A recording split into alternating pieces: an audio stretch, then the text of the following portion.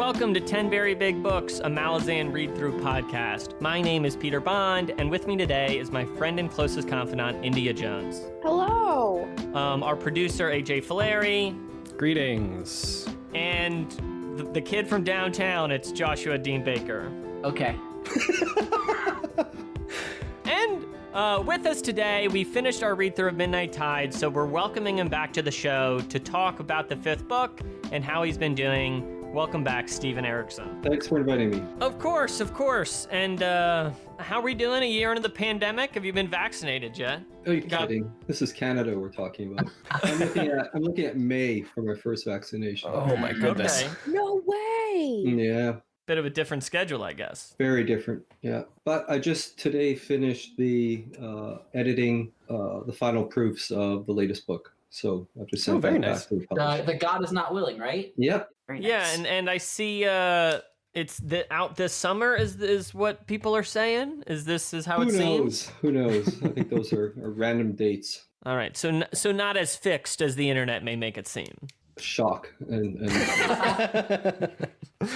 Well, actually, that reminds me of something I was thinking about. So obviously, I've been seeing you've been proofing God is Not Willing and like getting it ready to, I'm sure, making your final edits. Like, has your process of wrapping books up changed throughout the years? Like, as opposed to Midnight Tides, do you feel like you finished this one differently, edited it differently? No, it's pretty much the same. My writing process is such that when the manuscript arrives, it's a pretty clean manuscript, and so the editor reads it, has a few comments, passes it on to the copy editor, and she does sort of line by line stuff and layout related stuff. And then it eventually gets its way back to me. And then I get about 2.5 weeks in which to turn it around, which I just did. So Wow. And what type of edits are you making in that 2.5? I didn't make many. Most of them had to do with layout. I remember, I think it was in Mike's read-along thing, there was some people have been talking about the layout of the splits in between sections in the books. I suspect, especially so in the electronic ones, there's a single line space is what divides the sections, rather than, say, 3 asterisks or something along those lines. And so I wanted to make sure that in this book that we didn't get that kind of confusion that you would just get in terms of layout. So I made sure that I got 3 stars. So here's my notes, if you guys can see that. Yeah.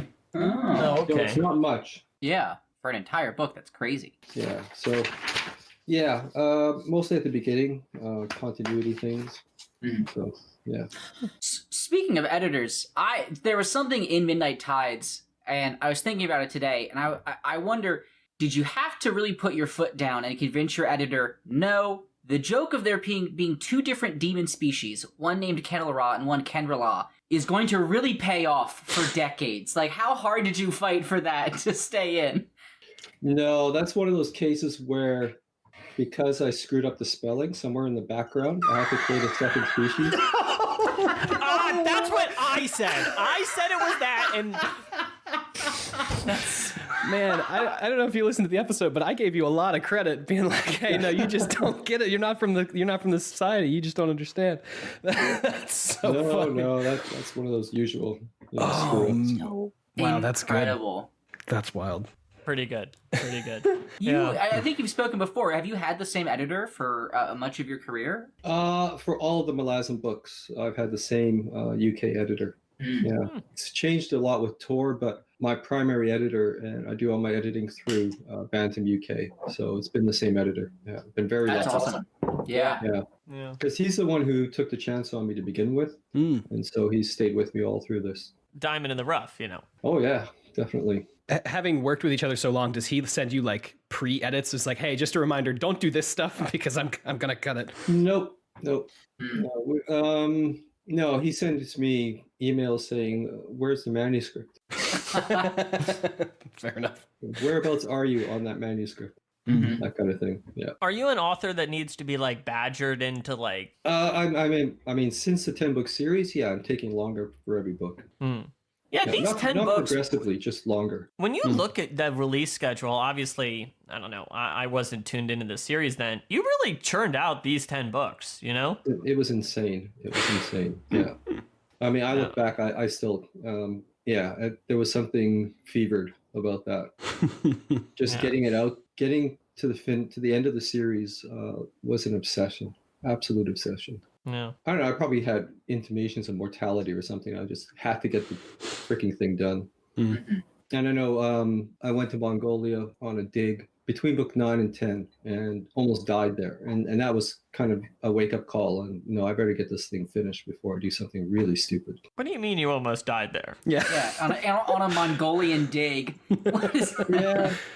So northern dig, Russian crew. So language issues were certainly there. They had half the crew was local Mongolians, but mostly from Ulaanbaatar, from the city. If they had any sort of background living out in the wilds, it was a generation back, I would think. Anyways, we got to the camp. We set up our camp in this lovely valley. The site was a 100,000-year-old site, but it was just absolutely the worst material you could imagine. It was really badly made stone tools. So whoever was living there had sort of been pushed there, I think, by more successful people everywhere else. And so they bought a goat from the local camp and butchered it by hanging it off a tree. And then there was going to be a traditional meal. And so they took a blowtorch to the head of the goat, cut the head off, and left it on the ground beside the fire pit. And then there's this very elaborate process of quartering up the goat meat and throwing it in a big aluminum container, which sits on the fire with a lid on it, and some water and some onions and potatoes, I think. And then when that thing's good and hot, they take it off the fire, collect all the hot rocks that the fire was built in the middle of, and put all the rocks into the pot as well. And then they close the pot back up. And so the heat of the rocks actually cooks the rest of the goat meat. So as you might imagine, everything tastes like rocks. Right. It's very tender rocks, but rocks. In any case, the goat's head was lying on the ground for 2 days, and then it showed up as breakfast on the third day. And we had no refrigeration, we had nothing. And I got so sick. I just about died on that one. Yeah. Jeez. I don't know what I was expecting, Steve. Goat's head soup. It wasn't that. Yeah. Yeah. There was a spider bite as well, but that was later. But eventually I just realized I had to get out of Mongolia because it was going to kill me. Sure. Yeah. Which is a shame because it's an absolutely gorgeous country. It's the most beautiful landscape I've ever seen. I gotta say, especially at the end of Dust of Dreams, would have been a bad time for you to die. You know? I told the story. I've told the story before. I had this vision. I was sitting on the bus coming back into Ulaanbaatar, and it was 6 hours, or it was 12 hours on the bus. And there had come a report in that there had been flooding in Ulaanbaatar, and 60 people were dead, or something absurd like that. And I remember thinking that if I die between book 9 and 10, wherever my gravestone is, people will annually piss on it. Yeah. So I had to get out of there. I don't want to make it seem like it's like, well, now would be a great time for him to die, But it's just like, man, that would have been, especially, some people would have some, So I got on a plane, flew to Moscow, Aeroflot. That was a bit hairy. And then Moscow to London. And when I arrived in London was at the height of the SARS epidemic. And I probably got sick again. So, yeah, it was a close run thing. Yeah. It made me realize I was getting too old for these really remote digs.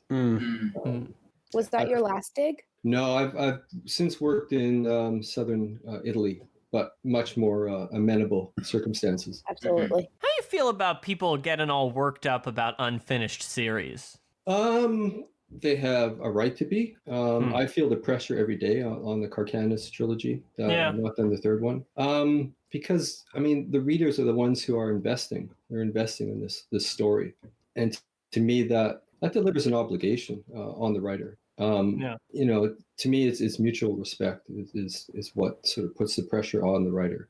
But that's just my particular point of view on this thing, and I'm well aware of what happens to writers who get writer's block, and it's a horrendous thing to happen. And so I know of at least one fantasy author who is, well, actually two, who have gone through long periods, extended periods of writer's block. And that's hard. Do you also because like you don't just write a book and then you're done.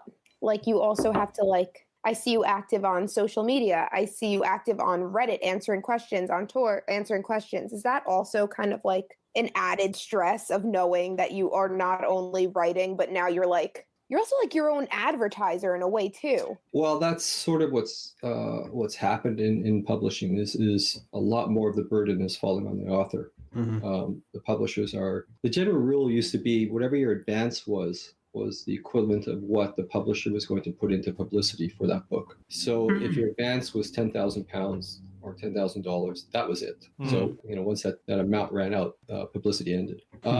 Publishers also tend to do a lot of their publicity prior to the book's release, and then when the book's out, they just drop it, unless it takes off on them, obviously. So there is a lot more, but I don't feel pressure on this. I'm feeling quite privileged that there's so much growing attention to the Malazan stuff after all these years. So it's actually a lot of fun to engage with people online. I was going to ask. Yeah, what's it been like for you seeing this Malazan renaissance, I guess, of people on YouTube and podcasts and stuff, and because you're very active there. I'm glad I'm alive to see it. Yeah, I mean, it's often the case that the Renaissance comes after the authors croaked it. Right. So it's been great. It's been really good. Has it been different in quarantine? Obviously now, were you doing signings and stuff? I don't know if that's still a thing, but oh yeah. My last long or extended signing session, signing tour was in France, and prior to COVID, obviously, a couple of years prior. Yeah. And I think we toured 12 cities, something like that, over a course of a month. It was probably the best tour, the most enjoyable tour I've ever been on. You would end up, at the bookstore. You'd meet the book owners and the staff, and then after the signing, everybody would truck off to the nearest really good restaurant, and you just have a really nice time that evening. My French is awful, so basically quite often I'm listening to conversations that I don't understand anything about. That's okay because it's not too dissimilar to me writing in cafes, which is what I'm used to doing, because I don't hear conversations, but I see people living their lives at tables all around me, and that's always kind of fed into my writing in some way or another. So I in that respect, the COVID thing has been a real pain in the ass because I can't write in cafes and pubs and stuff, which is what I'm used to. So it's been a struggle. Speaking about you writing in cafes, I in Midnight Tides specifically, there were a lot of battles, first of all, but a lot of really good, fast one-on-one fights. And I'm just curious what your process is writing those scenes. Do you just see it in your head, or are you sitting in the cafe doing now I'm reposting and now what is that? How does that? No, I'm not pantomiming it. No. Yeah. I took up fencing when I was 18, and I continued fencing until about 7 years ago when I tore a hamstring. So I've been fencing for a long, long time. And so when I set out to write fight sequences, especially like Breeze and Rula, people like that, in my mind, I just sort of map it as I would as a fencer. Did you hear that? He said Breeze. AJ, he did say Breeze. I did hear that. Any other strange names you guys want to? Oh, this season was a butchery, I gotta tell you. But I mean, I think this is an obvious one, but it's Udanas, right? Udanas, yeah. Udanas. Wait. So Udonis would be really incorrect, right? It would be really incorrect. Yeah, you'd have to be crazy to keep using it. Something that since we're kind of slipped into talking about the book itself, Letharas is another urban environment, and we really haven't been in one since Darujistan in the first book, and I think there's a really different tone to the settings of both of these different cities. So when you come to portraying urban environments, and this city specifically, what are things you keep in mind as opposed to when you're kind of with military hosts and on these far-flung continents, which is such a different setting? I think the similarity between, say, Letharas and Darujistan as urban environments is that, or Malaz City, is that you have an overarching political entity in place, but that daily lives for your average citizen basically unchanging and unchanged. And so I guess it's always a case of sort of balancing the two when you're creating this kind of thing. If the entire point of view is centered on the throne room, then the sense of the city will be very different than if it also involves citizens and poor people and et cetera. And so I'm always trying to balance that when I'm doing an urban setting. I don't just want, it to be top heavy in any respect. You'll be getting back to Darujistan. You'll also be getting to, I don't know where you're at right now. You are writing. We're into Bone Hunters now, but just at the beginning of it. So. Well, yeah, you'll get some more Malaz City with that as well. So refreshing. The one thing I'll say about Bone Hunters is it is basically two novels slammed together at high velocity. So structurally, it's problematic of all the novels. A lot of people don't seem to notice. I suspect Brittany did. Yeah, we just talked to her, yeah. Yeah. So when you talk about kind of top-heavy stuff, I kind of assume you're talking about how a lot of times, it's about the king's court and the king and knights, and we're in some city, but the semblance of it is entirely portrayed by the ruling class and various political people, and this is what our story's about. Yeah. Which bores me rigid. So, yeah, I always want the people on the street as well. And maybe it comes from the amount of travel I've done. I've been in a lot of cities and a lot of very interesting cities in my travels, and I've not been there in any kind of official context at all, or official capacity. And so, yeah, I'm always on the street level when I'm there. Certainly when I was much younger, working as an archaeologist, and at the end of the dig, just grab the backpack and off you go. So places like Belize City or Progreso or Managua, they're just all very different places.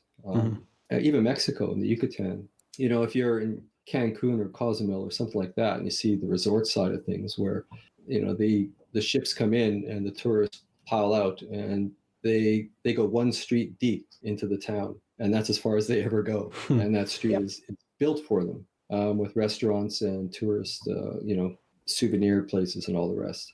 But go in 2-3 streets, and then you're in a completely different environment. It's a different culture, in fact, a bit more authentic, I think. And being, a poor archaeology student, I wasn't on that main street. I was in the back streets looking for the local cafes that, I wouldn't have to spend much money to eat, and that kind of thing. And so it's some of that sort of plays in, is that I was always at ground level everywhere I've traveled. And I prefer it that way, I think, even to this day. Because it's different as a writer on a book tour, people drive you places, they collect you up for, the signings, they pay for the meals, and you kind of sort of, raised up a little bit. Yeah, you're a big deal. They're treating you, It's different. It's different, which is why I'm always really conscious of, I'm in the role of Stephen Erikson rather than Steve London. But normally when I travel, it's as Steve London, not Stephen Erikson. So there is a difference between the two, for sure. When we were talking about Letharas earlier, I feel like so many fantasy cities are just sort of vaguely medieval European, but like Letharas is so like it has a character in a way that I've never really noticed a city having before. Did you base it on anything, or like how did you create such a greed driven kind of society that felt more than just that one note? Even how did you imagine it? That wasn't hard. That wasn't hard at all. No, you can pick anywhere pretty much these days. I think a lot of it, I was thinking, I wanted a city with canals. And you played the canals so close to the chest. I didn't give a crap about them the whole time, and then by the end, I was like, God, they were so important. I'm an idiot. They're always talked about. Well, and I guess maybe Venice was partially an inspiration. If you think of the Venetians at the height of their power, they were all about wealth. And looting everything they could from the Mediterranean and beyond. And there was always the issue of the city constantly sinking, building after building. And I thought that was a great great metaphor for capitalism itself. You have to keep building on top of it because the foundations keep sinking into the mud. Mhm. So it seemed appropriate. Oh, did I get political there? No, you just. I was sitting here. You? You make such a you just say such simple words to create a beautiful picture, and it always annoys me how quickly it happens. Same. I agree. Very thought-provoking. It makes me think about this question, which I think obviously around this book, people often talk about capitalism or imperialism, or, I think it's because it's most like explicitly out in the forefront of the story. Do you know what I mean? But I mean, throughout the series, power and how it's reflected through people and the people who wield it are examined in a lot of different lights. But definitely the economic half of it is so focused in this one. I wonder if, was there a reason why today was the day, book 5's the book, we're going in, time to put the money on the table, No. The reason sort of grew organically out of my original premise for the book, which was I asked myself, what would happen if the Lakota Nation had been proved victorious against the 7th Cavalry and marched on Washington and conquered the United States? This was my question. And it occurred to me in thinking it through that it wouldn't have mattered much because the global economic system that was in place, originating mostly in Europe, but now spreading, at that time spreading out throughout the world, was going to be too powerful. It was going to be too pervasive, and there was no way you could sort of turn back time. In that sense, the only option, say, President Sitting Bull would be to load up the ships and send every European off the continent, and it was too late for that. So that's how that whole economic side of things just forced itself to the forefront, because I had to consider that. I had to consider that there would be in place an economic system that they simply could not overcome. I mean, they're tribal peoples, the Endura. They have nothing in place for this. It's almost like a West Coast potlatch kind of economics that they're dealing with. So yeah, it's too big a beast to handle, and that's sort of where the economics all came in. And then when I realized that, I had to actually address it. I couldn't ignore it, and so that's where Tahol came from. Speaking of that, how much of Tahol's plan is sound economic theory, and how much of it was like you going, no one who reads these books is a stockbroker. They're not going to look deep enough. Well, do you think his plan was, if it had come to fruition, would it have achieved his goal? I don't know. I mean, in some respects, a lot of the futures market,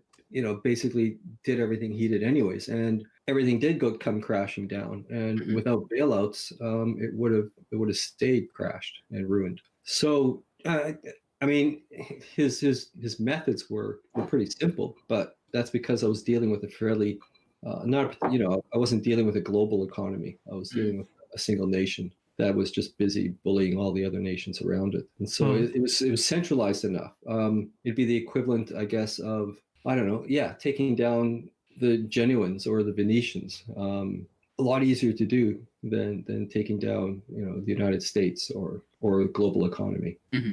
So it's a matter of scale, I think, more than anything else. Gotcha. Do you think it would be fair to characterize the book as anti-capitalist? No, more anti-imperialist, I think, would be, bearing in mind that most empires are economically driven, at least these days.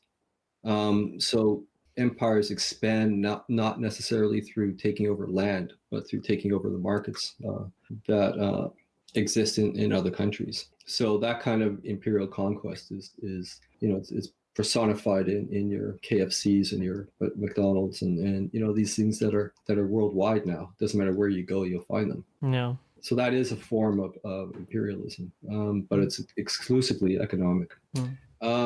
I mean, it imports into these places a particular lifestyle, which is very much a Western lifestyle as well. But sometimes that could kind of folds seamlessly into whatever that culture is there. I mean, the cafe culture of the Arab nations, is perfectly built for Starbucks, if you think about it.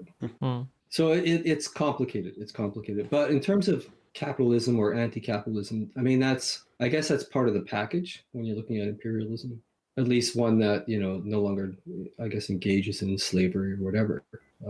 well, I guess you could argue even the slavery stuff is economic. Anti-capitalist, I don't know. It's more anti-excess, anti the notion that we can continue to expand indefinitely within a finite environment, which is this contradiction that everybody seems to be ignoring. So does that mean you would, in that way, would you say that the Eater are the more moral side? I said in the podcast that I've never before have I wanted neither side to win as much as in this series overall. Every book that has two people fighting, with the exception of Memories of Ice, because one of them is comically evil and cannibalistic and everything. But besides that one, like this book, I was like, I don't know who wants. Can they both just give up? Is like that, and like how?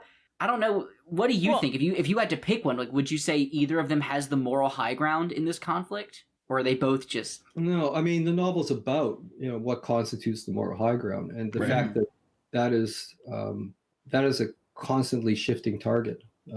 So it's more about, I think, it's about systems. And the fact that systems are stronger and bigger than the sum of its parts. So that any person within that system is, it doesn't matter if a millionaire or penniless on the street, there is a current that's flowing and you can't swim against it. And if it takes you off a cliff, it'll take everybody off the cliff. So it was more about systems. We just started reading Bone Hunters, and something we remarked on is just how different the tone of that book is, And Josh, I think you were talking about this, and you in our questions, you wrote that Midnight Tides has a morose tone. And to me, I feel like it's like everyone's going off the cliff, and it's just like, man, there's nothing to be done about it. Do you mean? And there's a sense of helplessness about it, Well, so I don't feel like either of them have a high ground. I just feel like the book's more about we're standing on the edge of the river, watching them be washed away. And that goes back to that premise that I began with is what would happen had the so-called Indian Wars gone the other way. And so when I reached sort of my line of thinking, it struck me as very tragic, but for everybody involved, not just for one side or another. But the novel really, really wrote itself. It was the most effortless of all the novels I've written. Yeah, I know you've said that. Yeah, it just flowed.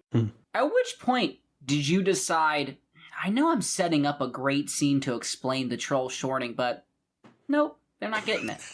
like how deep in were you like, that scene's cut, it's over? I didn't mind.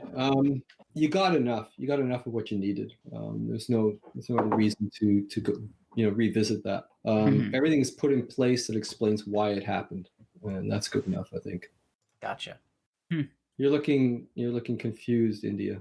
She just messaged us that she's having issues. I think she might be frozen. Yeah, she's frozen. Okay. Oh, yeah. Oh, I thought that was the longest pondering I've ever seen. I did too. I was like, concerned. She's really intense. Well, any other specific questions on? I have a small one. Sure. Why would Mail choose the name Bug? Because the whole book, until the end when we get the reveal, I just assumed Bug was the real name, even if it didn't make any sense. Even if manservant wasn't what Bug was, I assumed Bug was his name because it's such a bad name. I assumed no one would purposely give it to themselves. Why would an elder god pick that name of all? Is it just a joke? Sure, I would think. He wouldn't put much attachment to it. That's for sure. And I mean, he was playing a role as well, wasn't he? So you got to get into character, even if you're a god. Did you have an iconic comedy duo in mind for those two? Because I think that is some of the most humorous writing that I've ever read. Yeah, Jeeves and Worcester obviously come to mind. Worcester and Jeeves, whatever it is. Anybody else in literature?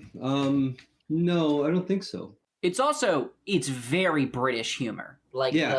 The quick wits, the dryness of some of it. It's really good. I don't know, I'm just gushing. I didn't realize how much I liked this book until we finished it. And sat for a bit. Now, were Tayschrenn and Bugg based on anything? Because I know you said Pearl and the Star were based on you and your wife, but were Tayschrenn and Bugg just your thoughts going back and forth between each other, or was there a specific person you had in mind? No specific person. It was more a case of, it's the inversion that made it for me interesting.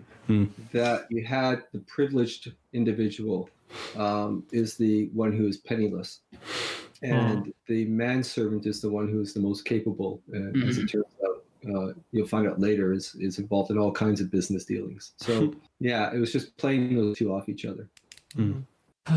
Pete, if you're not caught up, India's got some mad computer problems. Yeah, I see some text messages here. That's unfortunate. Yeah, while she's away, let me ask this question I know she has no interest in. Perfect. Oh, there she is. Oh, she's back. Wonderful. Hey, India. All right, AJ, what was your question that India wasn't interested in? Well, now that she's here, I feel like I've made a big assumption. But, I mean, obviously, you base a lot of stuff, off of other things. And I think kind of obvious, I guess, comparison is between the use of magic, specifically in this book, but in general, the use of magic as in comparison to like nuclear arms or like kind of heavy military weapons. Correct me if I'm wrong in assuming that. But like, was there any specific events that you were thinking of when like the Krysnans were like having their faces torn off or anything, or was it just like general, military excess? Probably just military excess. Quite often in fantasy settings, in epic fantasy, one doesn't get much of a sense of an evolution of warfare and technology, and so, but also magic as a stand-in for modern warfare. The fact that a lot of modern warfare is quite indiscriminate. So I wanted to sort of come up, and explore that kind of idea as well. And you think in terms of, say, the slaughter at Wounded Knee or whatever, that was, that's a clash of technologies where one side simply didn't stand a chance, right. And the other side, because of that, became completely indiscriminate. So children, you name it, everybody was killed. You held on so long to the idea in the first 4 books of this idea that it's so hard for magic to really be the big thing in a fight, because there's always as an equally skilled mage and in the other side. What made you decide that this was the time when that needs to be, not even just for the characters? I feel like it was really important as an audience member to be reminded that no, if you miscalculate it is over. What made you decide that this was the point that needed to happen? Well, it's a good opportunity because I was on a different continent that had incorporated different mythos regarding magic. So it was less constrained, and so it's the right opportunity, at least. Also in terms of the 5th book as well, before people get too complacent in terms of trying to figure out magic and all the rest. It's sort of time to take the baseball bat and whack him in the head. And, just to keep you guys off balance as much as possible. We can't ask Peter these questions, but we can ask you these questions. The magic on this continent, is it primal? Like, is it like more archaic? It's closer bound to chaos. Okay. It was so cool to bone cyclones, man. Who knew that's what I needed in my life? I have such a hard time imagining what that looks like. Even when I read it, I'm so confused the whole time. Like when I imagine it, I just imagine I honestly don't know. I didn't even know that they were bones. I don't know where I missed that part. I just like a wave is all I see in my head. So for me, it's really hard to visualize the way that my co-hosts do. But it's probably a good thing. I mean, some of these images are not pleasant ones. Yeah, but I just wish that I had, because when we talk about them in the episode, they're like, "Oh my god, that was so cool with the bone cyclone." And I'm like, "What bone cyclone? What faces melted off?" It's just like it just goes right over my head every single time. So that's why I'm not like super. Not gonna lie, Steve, like I don't love it because I don't get it. But I'm sure if I did, I would find it more enjoyable. Well, but it's not necessary for the books. Okay, so concentrate on the characters, and that's fine. That's absolutely fine. The rest is just sort of all flash. Yeah, I feel like you kind of, in this book, explicitly kind of laid that out when Saren was getting the description of Warrens, and it was kind of just like, they do what they do. Just don't think too hard about it. It's like, oh, okay, fine. Like, if that's all we needed to know. Which is how I prefer it. I don't know how you feel, Steve. I find when we are articulating to a certain degree about the mechanics of magic or the world, or there's a certain level of details that I kind of, my eyes glaze over. But obviously there's just an element of personal preference there. So. Yeah. And I have mine, and Cam has his. And fortunately for us, we were pretty closely matched when we were creating the Malazan world. But there are other fantasy settings and other authors who approach magic in a very different way, and the readers will find what they like. Exactly, it's just that. So you mentioned Native Americans' relationship to the United States. Relationship's doing a lot of work in that sentence. As an inspiration. As an inspiration or like a building off point. But obviously, you're from Canada, and I wonder what the history in Canada and what that history, did that play into it? How did that affect your influence, you write in the story? Sure, absolutely. And, one of the problems, I think, especially when approaching the relationship between indigenous peoples of North and South America, Central America, but let's go specifically with the United States and Canada, is that history's not over, right? Mm-hmm. It's not over. And so it almost becomes too easy to sort of point fingers back into the past and say, well, that was pretty horrendous. We shouldn't have done this. We shouldn't have done that. Which is where the notion, at least in Canada, where reparations are a major issue on national, federal scale and provincial scale. So I guess what I'm looking at, and I've worked a lot with Native groups in archaeology. I think when I first went in as a student, there was quite an adversarial relationship between the two. And in the time that I was working, that started to change quite dramatically. And working with Native groups on digs and stuff has become much more common. But I mean, the crimes against those cultures have not ended. They continue to this day. And so, if I was going to sort of bring up this notion of what if, which I was inspired to do driving through South Dakota, actually, on a vacation, I can't help but, continue to think about the treatment I've actually witnessed myself, maltreatment of Native peoples by usually figures of authority, police, RCMP, that kind of thing, which goes on to this day. And so there is a sense of I guess, rage at the injustice of what has gone on and what continues to go on. So, that stuff's all going to sort of bubble through when I'm creating a story like Midnight Tides.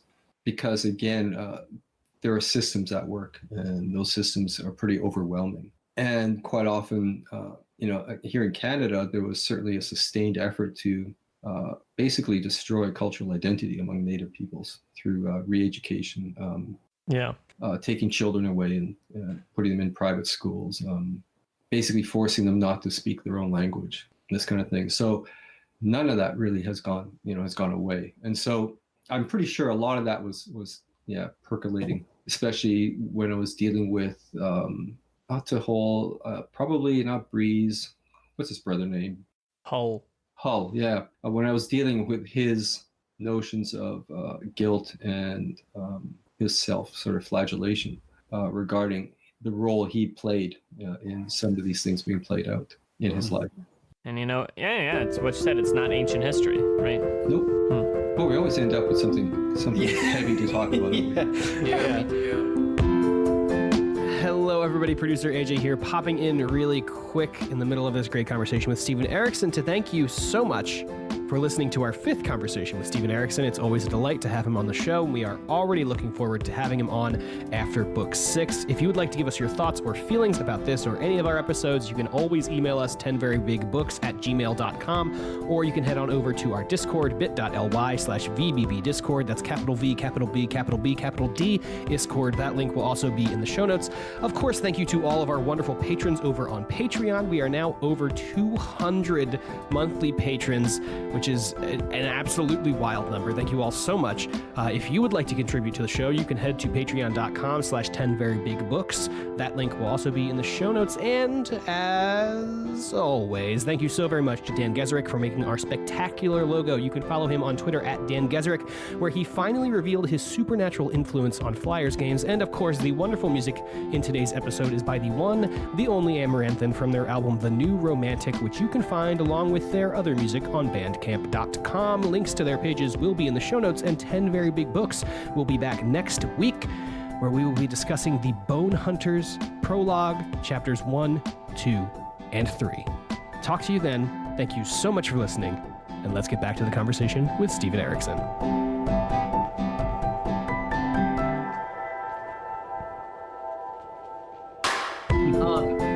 You posted a pitch on social media a handful of weeks ago about the Malazan Book of the Fallen in 2 volumes. My original ambition was one volume. I could not get enough of your like, the printing industry isn't ready for me. That was Well, I mean, in many respects, I mean, you can find tomes that could probably match it. Basically, I had a friend send me PDFs of the entire 10-book series, and I dropped them onto my Word program and altered the font, and then split it into 3 columns, and it came out at 3,000. No, was it 3,000 pages? Yeah, it came out so pretty many. big. What is that one? The Bone Hunters mass market paperback is 1,200, and that's too big. This thing is thick. Yeah, but I was thinking 8.5 by 11 in terms of book size. Okay. Okay, I would strongly prefer. Yeah, and it would have been sort of tabletop, coffee table style book, rather than something that you can, lever onto your lap and read while your legs go numb. Yeah. No, it's so. It just was his ambition of, and then drawing up, or rather making use of some of my hand-drawn maps of various places, and packing it full. So where we're at right now is Subpress. Bill Sutherland runs it. We've been emailing back and forth for weeks on this now, and he has found a binder that basically is making the offer on this to do this. So this is, I mean, I can't make any definitive statements quite yet, but it's all starting to look good for a 2-volume set. Wow. It might just work. It just might work. Yeah. Speaking of coffee table books, if you ever want to put all of the epigraphs into one book, in a moment, I would buy it. Huh. Interesting. Yeah. It's not really a question, but it kind of is. It's more of a proposition. Okay. Will this? She did not clear this. Will this large volume?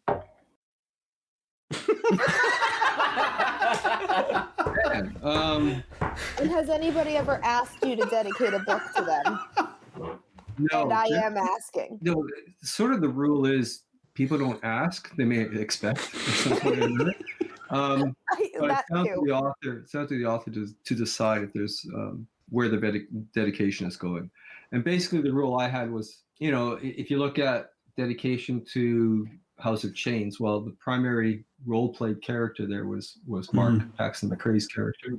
So I dedicated it to Mark. And then I slowly worked through the rest of the gaming group, so Midnight Tides and all the rest. So that's a maybe, is what I heard. Yeah. Well, will it be a dedication for the entire 2 volumes, or correct? Like just in the front, dedicated to India. Yeah, not the rest of us. My biggest fan. Gotcha. I just wanted to put it out bear there. that in mind. Yeah, absolutely. Just a thought. If it was on your mind, I just wanted to bring it right to the front. It's there. Good. There you go. Okay, great.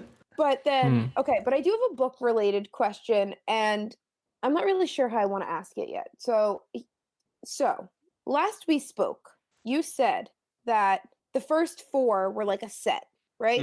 And then there's the 5th. Is that just a standalone? It's a bridge. It's a bridge. Will I ever hear anything about Udenas? Goodness? Oh yeah, His child? his child. Why? If not, then why? And that Oh, also oh yeah. Oh yeah. No. Yeah, you'll see him again.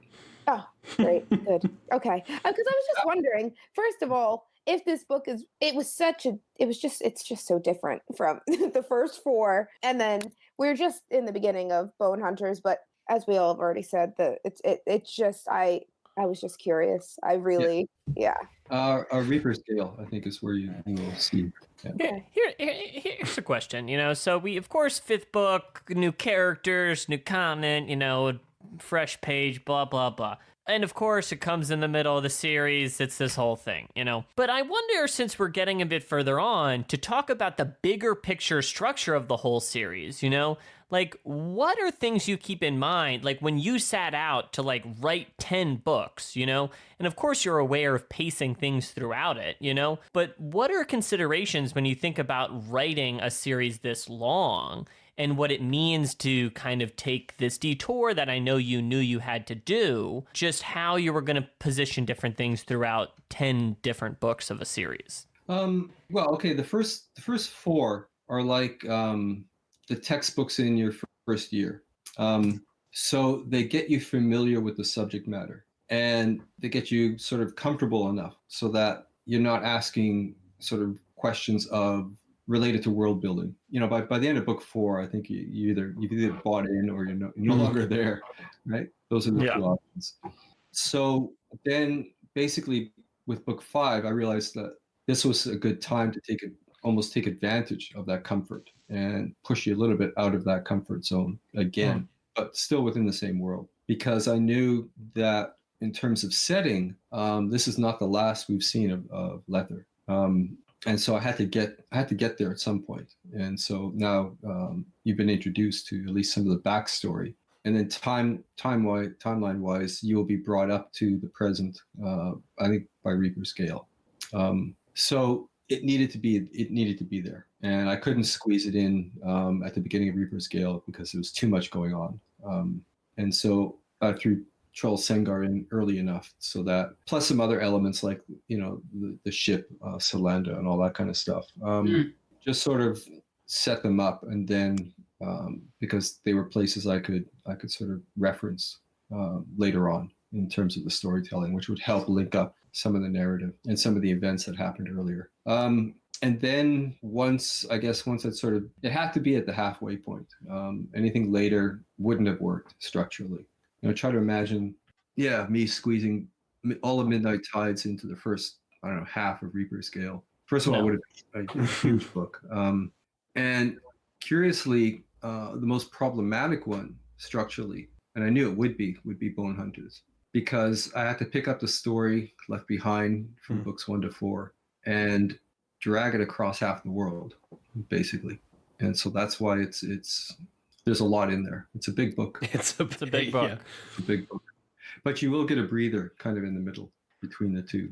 So something I think about is like, obviously there's 10 very big books, you could say, it's a lot of book. Have you read many other like 10 book series or like things that are this long? Because I think about when people talk about series this long, oftentimes people be like, oh, well, this handful of books is, slow. This handful of books is whatever, I feel like when series get this big, they're kind of their own little world in a way. So I don't know. Did you always want to write a kind of bigger series, or what's your relationship to big series, I guess? Yeah, I think I wanted to, because I wanted to create something that kind of exhausted my bank, my account in terms of all that interested me, all I wanted to explore through fantasy as a genre. And I wanted to put that all in one discrete package. Ironically, some of the Bocaling Cobra Brooch novellas, those were sort of sidesteps where I just had to sort of, I guess maybe get a bit more sarcastic, satirical than I could actually afford to do in the main series, since I was dealing with some pretty heavy themes there. So the Bocaling stuff is kind of there's going to be 9 novellas total, I think. I might even write a 10th one, in which case 10 really short novellas that act in counterpoint to the 10 really big books of the Malazan series. I might do it that way. But I can't think of many. I mean, one of my favorite writers, George MacDonald Fraser, his Flashman books. I don't know how many there are of them. 8 or 9, maybe, something like that. Could be more. Yeah. But I can't think of many that run to this length. And that was kind of part of the ambition, was to actually, I guess, do it, make sure the story was the right story for 10 books, as opposed to say, I'm probably going to get killed on this, but Wheel of Time, which kind of stretched things out a little bit. And, no fault to Jordan. I mean, that was, the money was coming in, why not continue it, right?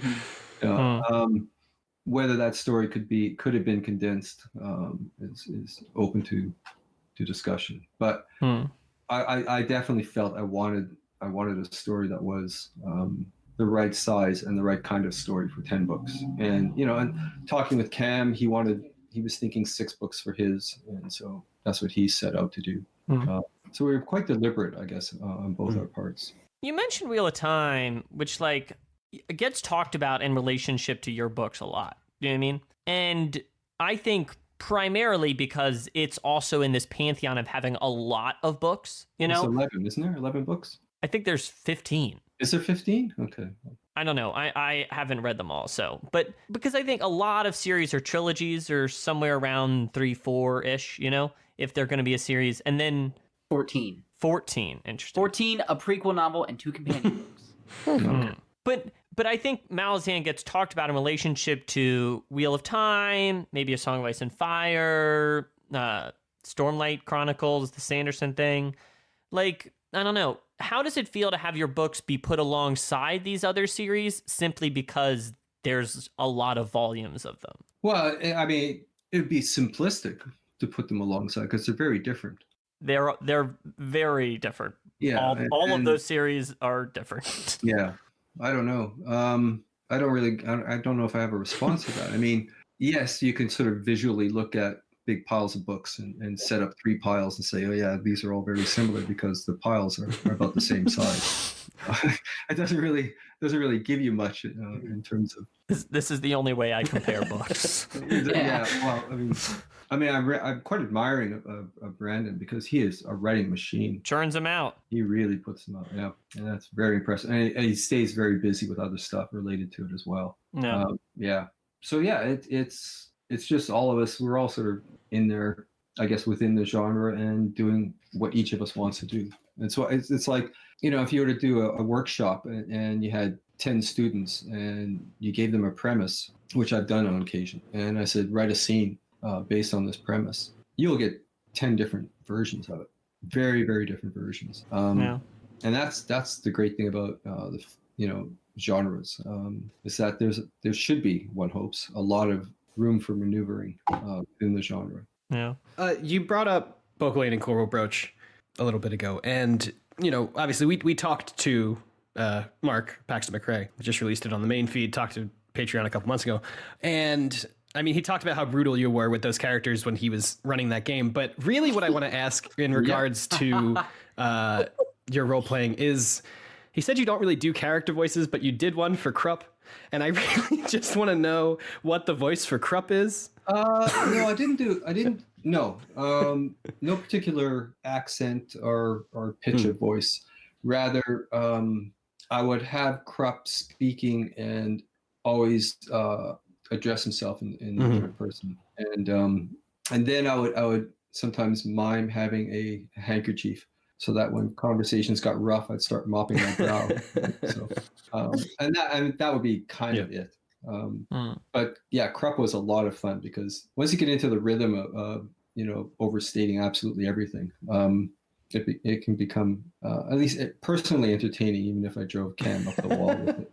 Cam wasn't a fan. I don't think Cam minded. I mean, Cam had he had Kaminsad, right? He had the Emperor out of Throne, who was an absolute, he was a nightmare because he had no idea whether he was insane or just diabolical beyond belief. And, Cam never really answered that question. So in any of the games, I never knew.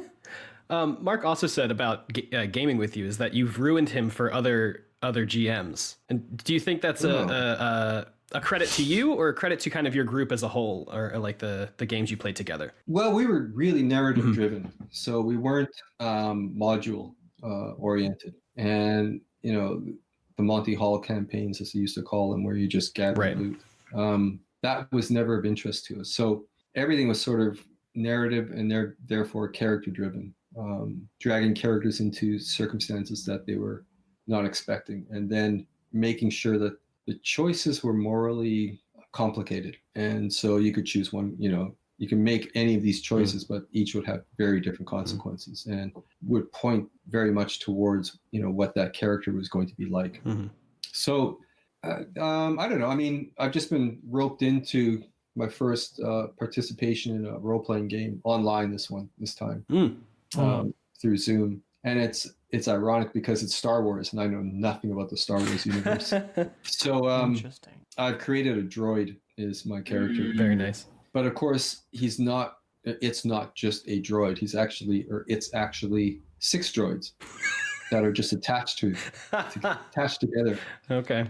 And they can dismantle themselves because they have engineering skills and technician skills. So to get into small places, the Star Wars equivalent of the Jeffries tube. Now I've got these little ones that can crawl all over the place. So, and are they wearing a trench coat so that it looks like one?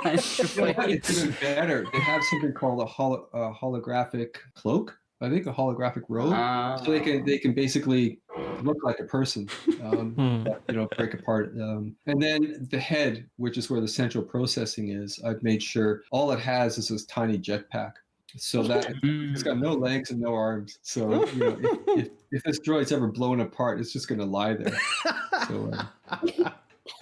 Unless, of course, it can use its jetpack. Of course. But we haven't started playing yet. We just finished rolling up the characters on Wednesday. And I think 2 of the other people have been in games I've run before, so they've already been warning the game master that I'm pretty unpredictable in these circumstances.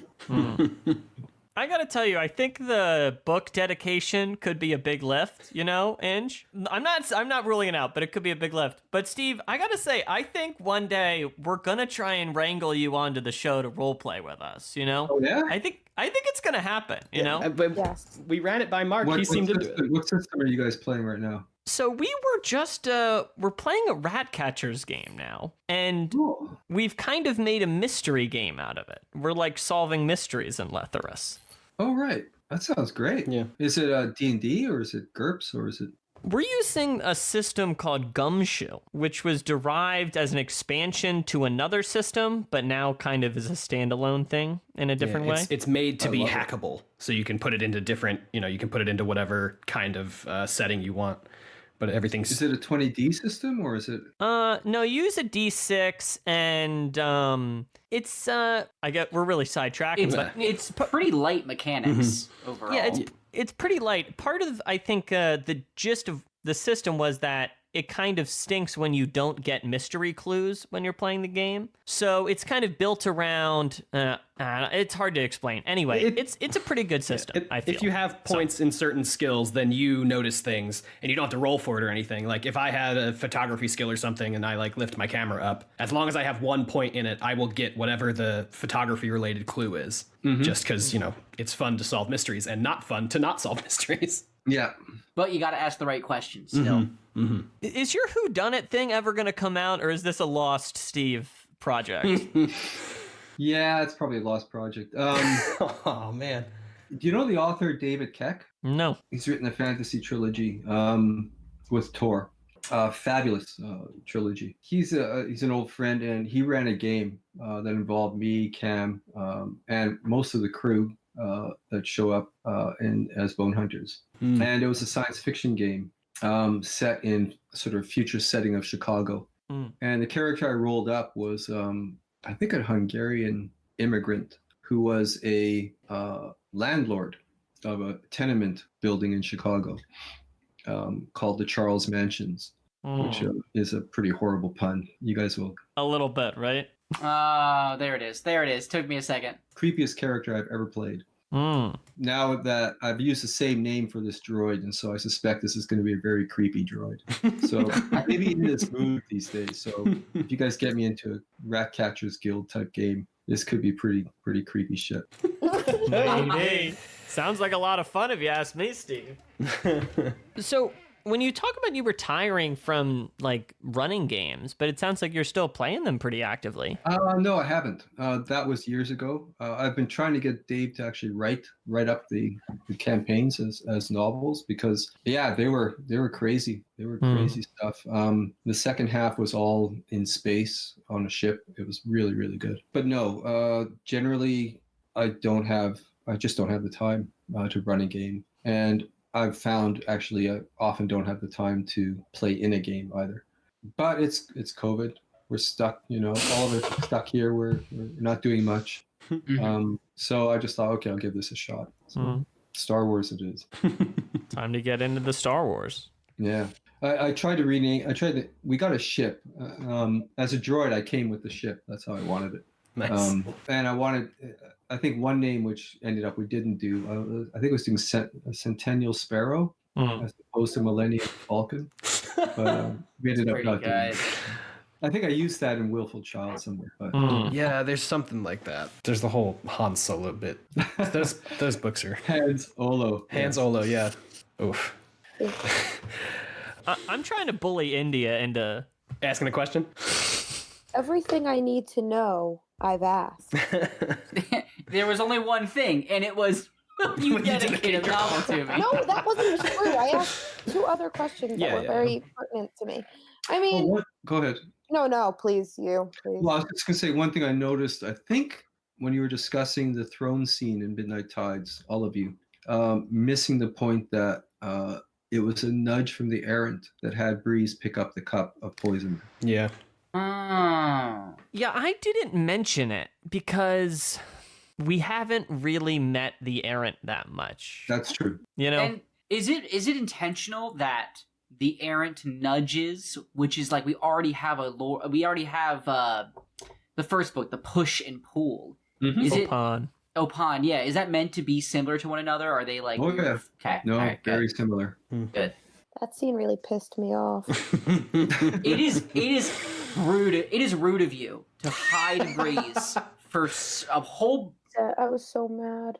A whole book of Breeze being like, I guess he's good with sword. I don't know really. And then it's not even that he's good with a sword. He's an anatomical genius, and you get to see it once. Very impressive.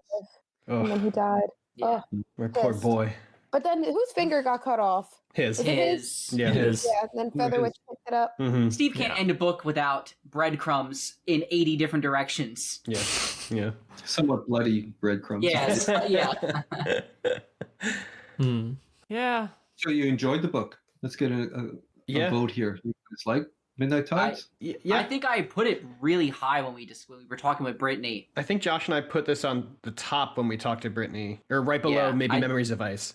But I think I've decided I like it more than Memories of Ice because Memories of Ice, in my opinion, so far is the best fantasy novel I've ever read, and this is the best. It's not fantasy, but you think it is novel I've read. Yeah.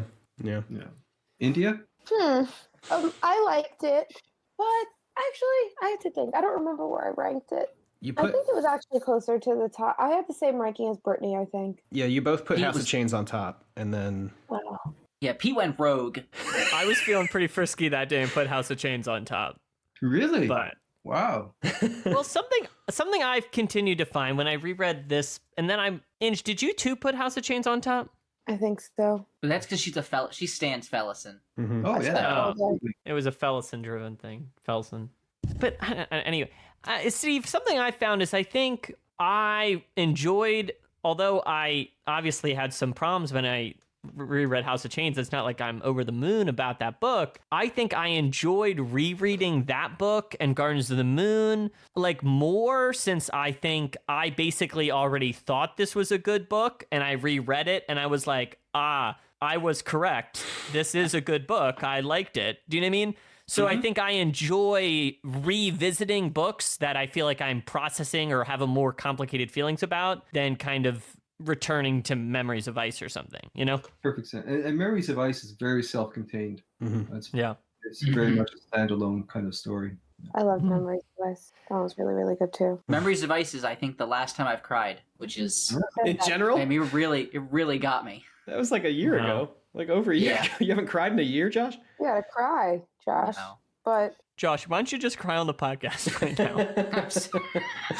Let me get one we're going. talking about it. Let's get one going. But I guess I want to ask you this because when I brought it up last time, they were like, well, it's not that important. But I'm going to ask you anyway. So at the end, I was expecting to know what exactly happened to Troll. But AJ was like, well, we kind of find out at the beginning of the last book that he did something. So like that was that. But what was the answer? What was the reason? Why is it? Just tell me. I don't know. You mean the shorning? Correct. The shorning. Yeah. Is it just not important? Yeah, it's not. The fact that he was shorn is what's important. What led up to it is of less importance. I think enough was put in place that you could see where this was going. That in a sense, Troll was finding himself in irreconcilable position regarding the Adur, his tribe, his people, everyone. He had been resisting all the way through and was obviously massively resisting during the battles. And it just, he would have pushed too far. And I can't remember whether it's touched on in Reaper's Gale or not. It might be. I actually cannot recall whether we actually get that.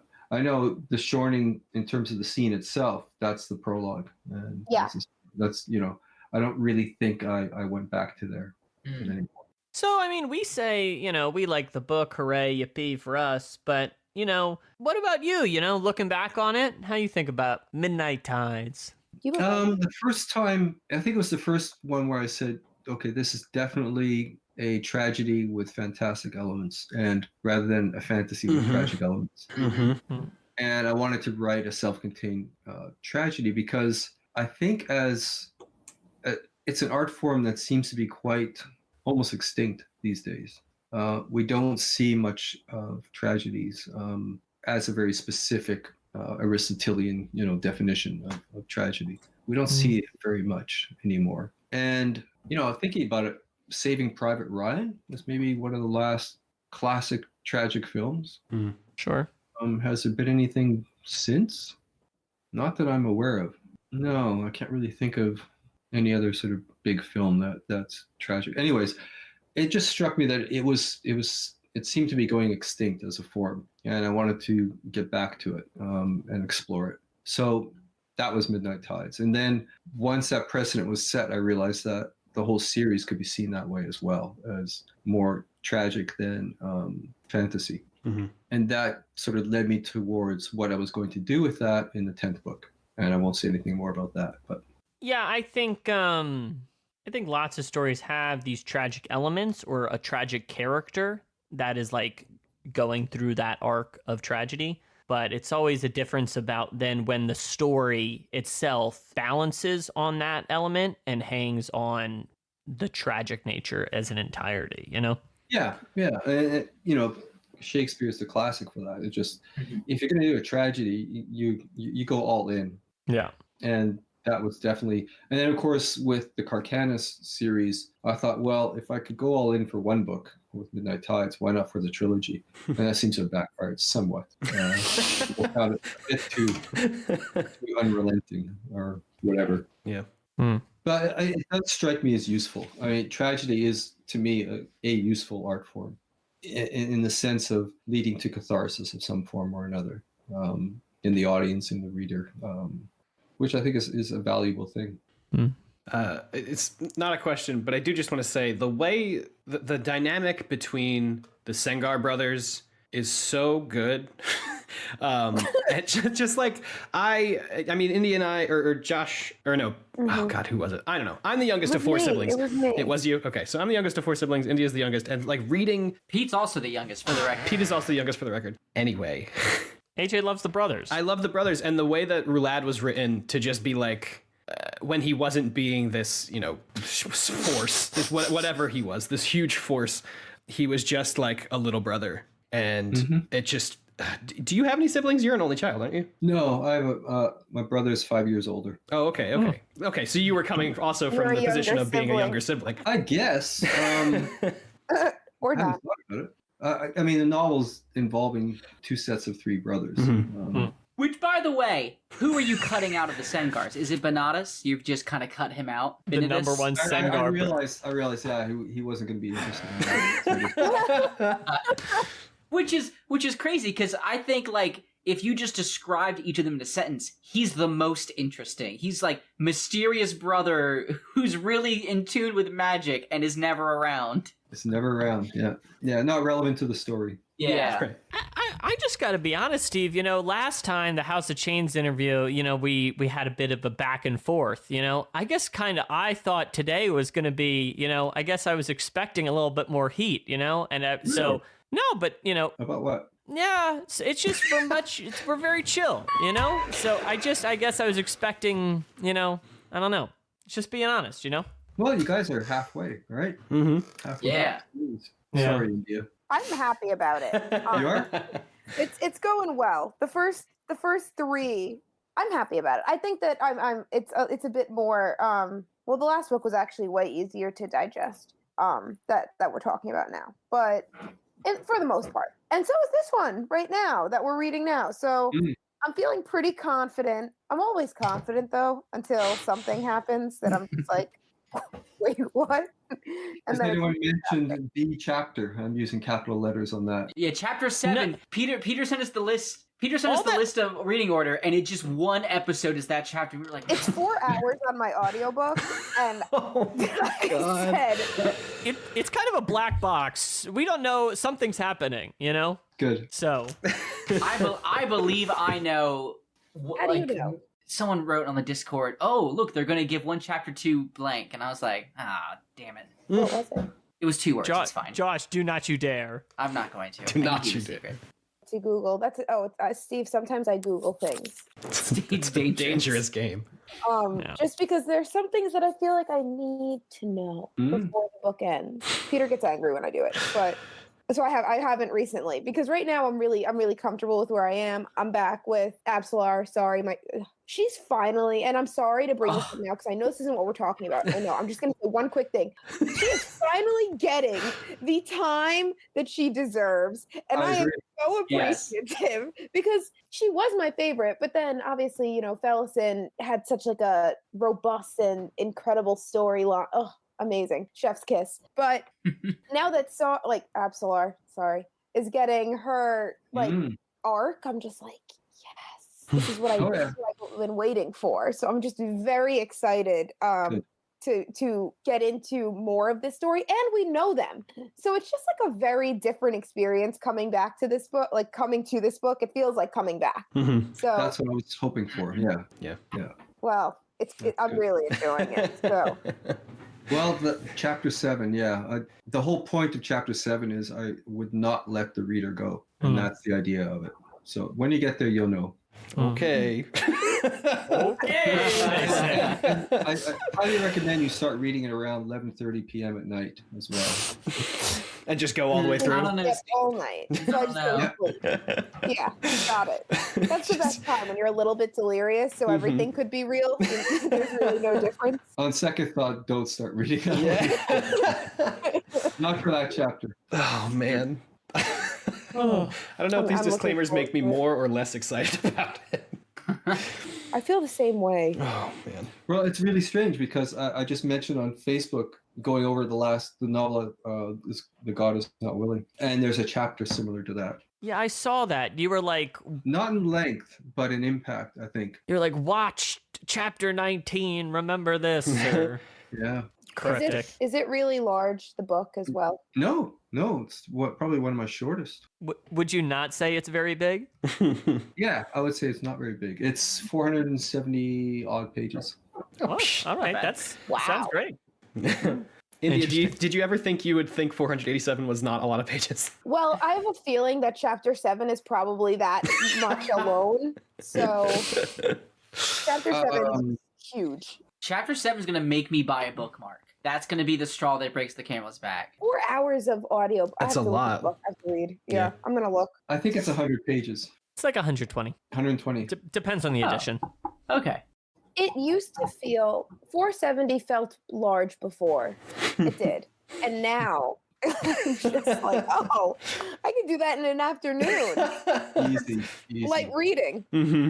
It's true, and it's one of those things. I think fantasy and kind of fantasy books often have kind of different. A lot of them are a lot longer, and there's kind of more of an expectation that you're going to put that work in. So lots of times, if it's like a 300-page book, I'm like, oh my god, this is a gimme. It's a This is breezy nothing weekend. book. This is a day at the beach. Yeah, it's like boom, boom, boom. We're done the book. You know. I feel when I think about fantasy and I'm reading this series, I just feel like I don't know if I'm gonna enjoy any other fantasy novel. I just feel, because then, Peter, you made me watch those movies and they were horrible. And What movies? What movies? The Lord of the Rings. Oh my god, India. I forgot you hated them. And if they're all gonna end up being like that, and I'm reading this, like, it's just more, I just feel like there's like, maybe is there like a mature fantasy and then like a less, like a child fantasy? Because this I Child for feel little like- babies. Lord of the Rings is for pre-teens, is what India says. Well, that's what because I just feel like the concept, like I just don't see myself being interested in anything. This is just so like my brain is never in the like. And you're playing with live rounds right now. What does that But mean? don't forget, I mean, Is both The Hobbit and Lord of the Rings was intended to appeal to an audience that was a young audience, and then into adulthood, How and do we then later on in life. then? Of course. Then we can't even compare, really. No, not really. So why is it even the same? Like, how is it even the same genre at the end of the day? Well, India, there's swords in both books, so therefore, And magic. Yeah. yeah, I would say that's probably the main reason. I don't know. There's more stuff, but I don't know. It's just so. It just doesn't It doesn't captivate me. And if I really wasn't captivated by these books, I feel I probably wouldn't be here because Well, it's a lot. if you can get past sort of one of the opening scenes of Lord Fowl's Bane, Stephen R. Donaldson, his Covenant trilogies are a conscious response to Lord of the Rings. So you might really enjoy those. India's taken such a big stance, you know. I honestly, you know what? Say what you're gonna say. I'm only gonna read Malazan. These other stories are for babies. They're child Yeah. stories. Donaldson, in my mind, Donaldson dragged epic fantasy into adulthood. Yeah. Very, very strictly adulthood. It's not a series to be read by children. And I'm no child, so There you go. Yeah. I maybe I will because I'm interested now, but I don't know where to go next. Like, and believe me, we have 4 books left, so Try Glenn Cook. He's the Black Company guy? Black Yeah. Company. I've no. This is it. This is my deep dive. This was it. Okay. I've- Do you read science fiction though? No? Okay. Try Becky Chambers and Cameron Hurley. I guess I know what you mean, Ange, but I think Stop defending your stance here, Peter. I'm not trying. I know, like, I mean, I like Lord of the Rings, sure. You know, I don't, but the genre's a lot bigger than that, but also, like, it kind of hangs over the genre inherently. Do you know what I mean? I think. And I think that is the deterrent that has kept me away my whole life, is all I'm saying. Yeah, I get it. You know, I think a lot of people are at arm's length from the genre, you know? Because I never knew anything other than that. Like that was it for me. So coming into this world and seeing like, oh, it's just like a lot more like, it's just a lot more interesting than I would have ever thought. There's a lot more thought than I would have ever, than I even can put into it at this point, to be honest. Like a lot of things just go like way over my head. And then we talk about it. I say this all the time. And then I'm like, oh my God. So, and I like having those moments. That doesn't happen in the books that I read ever. So it's just, this is the story and this is where it ends and that's it. But it's just a very different experience reading these books that I like. It's more challenging and it's more interesting because of it. So I'm kind of trying to chase this high, if you will. It'll be interesting what you think by the end of the 10th book, for sure. I'm looking forward to that one final gathering. We can sit and discuss it. Yeah, right. We don't have to call it a final gathering, Steve. Okay. We can make this a yearly thing that we just do going forward the rest of our lives. Still hop on every 6 months or so. I sometimes it's interesting too because of course I've done a lot of hiking, and when I'm hiking I often think about the ending. I'm like, man, like 6 days from now I'll be done backpacking, I'll be like at the top of this mountain, whatever. It's like, I often think about the end of this show in the same way as like this like terminus, like we're gonna reach the end of the crippled god and it's the end of this huge long journey, and the pandemic has added this weird wrinkle into it, because now part of me feels like in my mind I'm like, well, I guess eventually the show will be done, the pandemic will be done. I don't know, it's kind of this weird far off mountain. Yeah. That's pretty much how it felt while I was writing it. So the book that you're writing right now is about the name with the tattoos with the tattoos hair. and the hair. Karsa? Yeah. The Karsa trilogy, some people have called it. Yeah. Although Karsa doesn't feature in the first book at all. I'm not What surprised. a stunt. I'm not surprised. Sounds like Steve. Going forward, do you see yourself continuing to build out the Malazan world, or just completely? Well, right now I want to finish the Carcanis trilogy. So that's the thing I'm hammering away at the moment. Because I don't like the sense that it's knowing that it's an incomplete trilogy. Yeah. So I want to get that out of the way. I know you're playing close to the chest with it before. When are these role-playing source books coming out, Like, when are we out here in the waters, I don't know. No, I mean, what happens is somebody contacts us, maybe they'll sign a contract with the agent, and we may get a lot of enthusiasm for the first 3-4 months and then silence. So that's kind of what happens. And we've gone through that about 3 or 4 times now. Oh my gosh. Interesting. Although a Czech company has picked up the books, taken over from the previous publisher, and they're doing a deck of dragons to come along. Yeah, to go along with. Yeah. That's kind of fun. So that's pretty cool. Yeah. That would be fun. So if I had to guess, it sounds like we're approaching the end here because we are just kind of hanging out now. I got jokes on you, bro. I got nowhere to go, AJ. You can't produce this show. I also have nowhere to go. Guys, please. I'm having a great time. I'm honest, I'm having a great time, but I still haven't fully eaten dinner, and it is now approaching 10 p.m. But that's on me, I guess. What a man. Just a chill time, and once again, I was surprised by it. So that's all I got to say. So, Cool.